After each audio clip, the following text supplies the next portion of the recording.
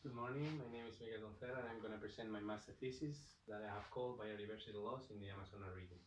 Before starting getting deep into the topic, I'm going to explain the structure of the master thesis. Apart from the bibliography, all the table of content and the acknowledgement and all the format stuff, I started with an introduction, the chapter 1, where I presented the general situation of the topic, raw data, definitions. Then I got to chapter 2, methodology. I consider really important to present the approach, to present the resources I have checked, also the sampling method, the limitations of the study. Then I went to chapter 3, the results, which are the mathematical study of the research with all the numeric data, all the graphics. Then I went to chapter 4, the discussion, where I put into words what the results section say, and then a chapter 5 with a brief conclusion of the topic.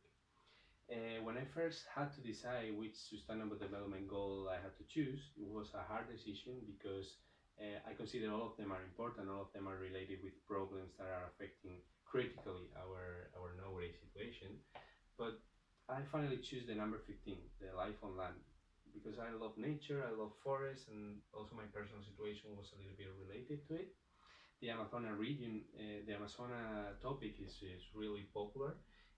Also lately in this summer with all the fire stuff, all the social media involved, but it's really wide. So I choose just as a sampling technique, just to study the Brazilian part of the Amazonia.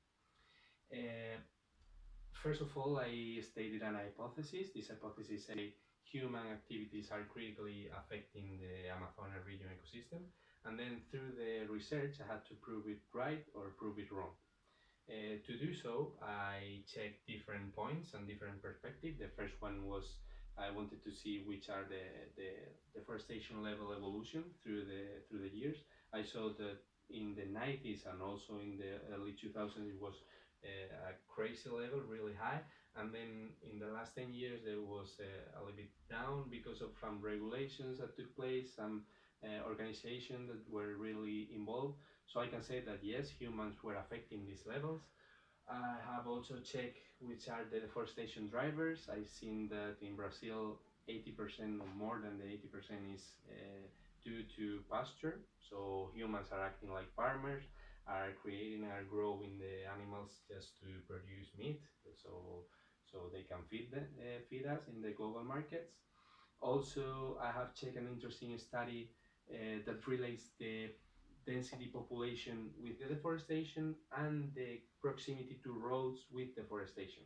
And I have found, and you can see it on the written documents, that the graphs are really visual, that the most density population, the most deforestation, and the closer and easiest access to a land through a road, the more deforestation. So again, the topic is related between the human activities and the deforestation level. And finally, I take another important topic. That is not deforestation, is the wildlife trafficking. I mean, this illegal trade of species that are really important, especially in the Amazonas region, which is well known for the amount of endemic species that are there. And humans are again totally related with this.